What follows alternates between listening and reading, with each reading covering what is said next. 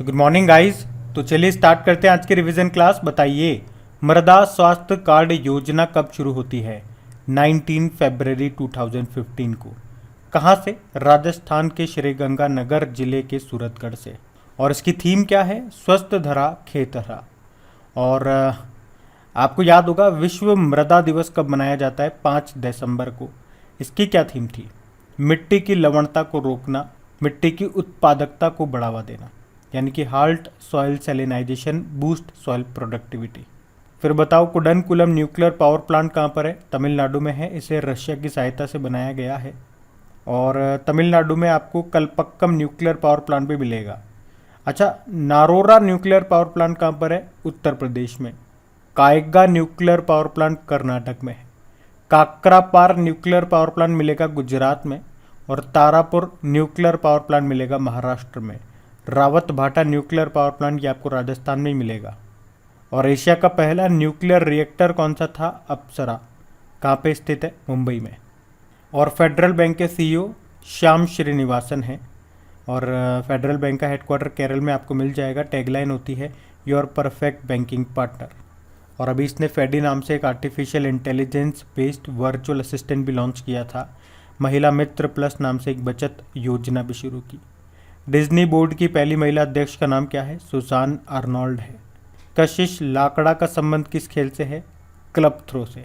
और आपको याद होगा 2021 में जो एशिया यूथ पैरालंपिक गेम्स हुए थे बहरीन में, उसमें इन्होंने गोल्ड जीता था। असम राज्य का सर्वोच्च नागरिक राज्य पुरस्कार मिला था किसे? रतन टाटा जी को, जिसका नाम है असम वैभव। बताओ, साउथ सूडान ने किस वर्ष तक बाल विवाह समाप्त करने का लक्ष्य रखा? 2030 तक। साउथ सूडान की कैपिटल होती है जूबा। अच्छा, बैडमिंटन वर्ल्ड फेडरेशन का हेडक्वार्टर कुआलालंपुर मलेशिया में है।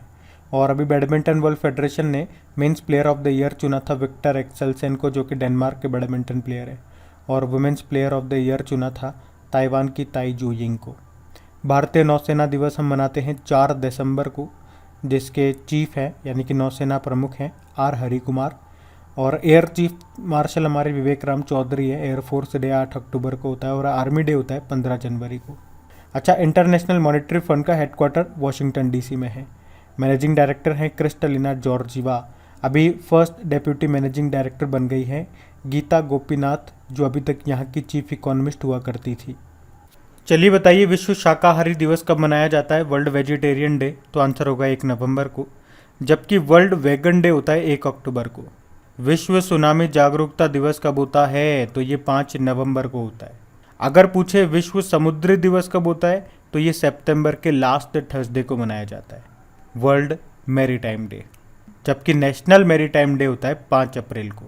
बताओ, वर्ल्ड साइंस डे, ध्यान से सुनना, वर्ल्ड साइंस डे पूछ रहे हैं, ये 10 नवंबर को होता है।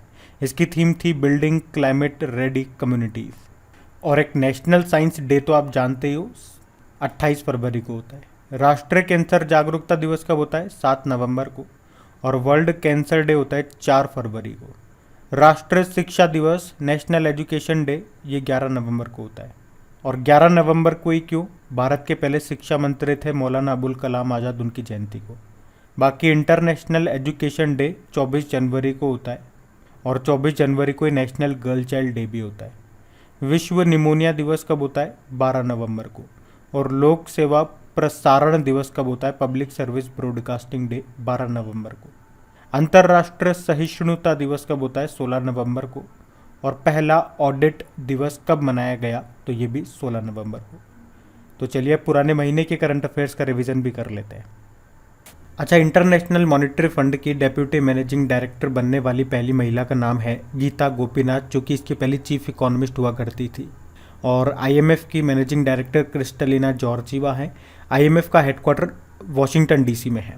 बताइए, फॉर्च्यून इंडिया ने 2021 के लिए 50 शक्तिशाली भारतीय महिलाओं की लिस्ट जारी की है। इसमें पहले स्थान पे कौन है? निर्मला सीतारमन है। दूसरे नंबर पे नीता अंबानी है। और तीसरे पे है सौम्या स्वामीनाथन, ये WHO की चीफ साइंटिस्ट है। वर्ल्ड एथलेटिक्स से women of the year award 2021 पुरस्कार जीता किसने? अंजू बॉबी जॉर्ज ने। ये केरला की है, लॉन्ग जंपर है ये, मतलब इनका संबंध है लंबी कूद से। डेमोक्रेसी, पॉलिटिक्स और गवर्नेंस नाम की बुक को लिखा डॉक्टर ए सूर्यप्रकाश ने। विश्व विकलांग दिवस कब मनाया गया? 3 दिसंबर को वर्ल्ड हैंडीकैप डे मनाया गया, जिसकी थीम क्या थी?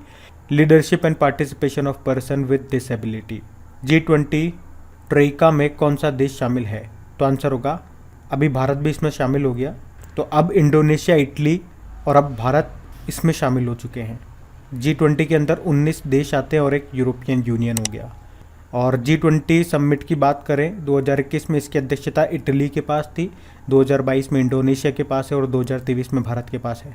भारत पर्यटन विकास निगम के अध्यक्ष यानी कि इंडिया टूरिज्म डेवलपमेंट कॉरपोरेशन के अध्यक्ष बने संबित पात्रा। भारत अंतर्राष्ट्रीय व्यापार के 40वें संस्करण में किसने स्वर्ण पदक जीता? तो आंसर होगा बिहार ने।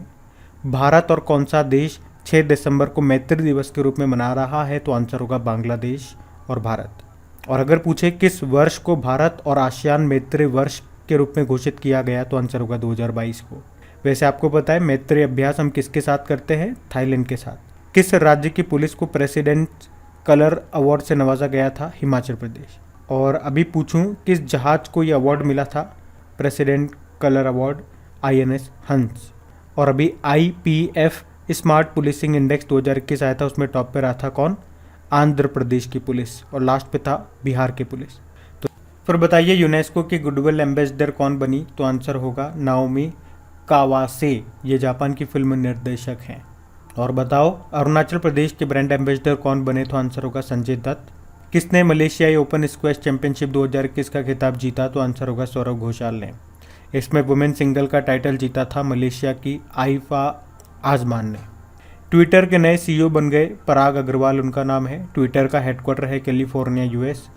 RBI के दिशा निर्देशों के अनुसार 15 वर्षों के बाद निजी बैंकों के प्रमोटरों की हिस्सेदारी की सीमा कितनी कर दी गई है? 26% कर दी गई है, पहले 15% थी।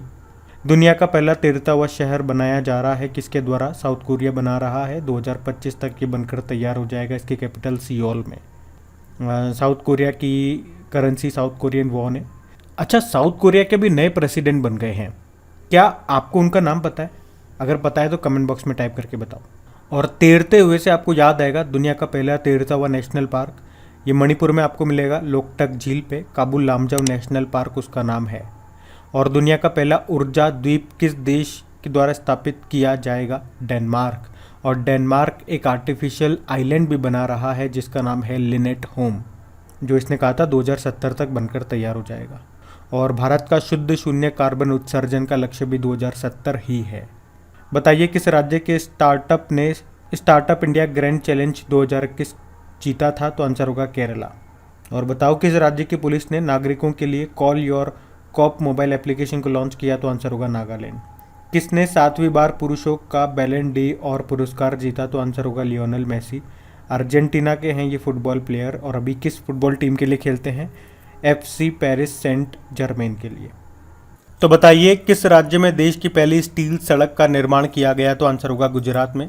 ये 1 किलोमीटर लंबी स्टील की सड़क 6 लेन लंबी है। स्विस ओपन का खिताब जीतने वाली दूसरी भारतीय महिला शटलर कौन बन गई? तो आंसर होगा PV सिंधु। और पहली कौन बनी थी? साइना नेहवाल बनी थी 2011 में। बताओ अर्थ आवर डे 2022 कब मनाया गया? 26 मार्च को। ये मार्च के लास्ट सैटरडे को मनाया जाता है, जिसकी थीम है शेप आवर फ्यूचर। बताइए हाल ही में चर्चा में रही ईगा स्वीटेक का संबंध किस खेल से है? तो आंसर होगा टेनिस से। तो वर्ल्ड रैंकिंग में नंबर 1 बनने वाली पोलैंड की ये पहली और दुनिया की 28वीं महिला टेनिस प्लेयर बन गई हैं। ईगा स्वीटेक इनका नाम है, पोलैंड की है, याद रखना। अभी उत्तराखंड विधानसभा की पहली महिला स्पीकर कौन बन गई? तो आंसर होगा रितु खंडूरी बन गई। और अभी यूनाइटेड नेशन ने एक रिपोर्ट जारी की है जिसके अनुसार ध्वनि प्रदूषण नॉइस पोल्यूशन के मामले में कौन टॉप पे है? तो आंसर होगा ढाका। बांग्लादेश की कैपिटल है ढाका। सेकंड पे उत्तर प्रदेश का मुरादाबाद है। JRD टाटा स्पोर्ट्स कॉम्प्लेक्स में कौन सा देश साउथ एशियन फुटबॉल फेडरेशन 18 यानी कि SAFF 18 महिला चैंपियनशिप 2022 का चैंपियन बना? तो आंसर होगा भारत। अभी वर्ल्ड हेल्थ ऑर्गेनाइजेशन और भारत सरकार ने किस राज्य में global centre for traditional medicine की स्थापना के लिए समझौता किया? तो आंसर होगा गुजरात। और भारत भाग्य विधाता का उत्सव का आयोजन स्थल कौन सा रहा? तो आंसर होगा नई दिल्ली का लाल किला। तो गाइज ये था आज का आपका करंट अफेयर्स का रिवीजन वाला सेशन अच्छा लगा है तो लाइक करके शेयर जरूर कीजिए।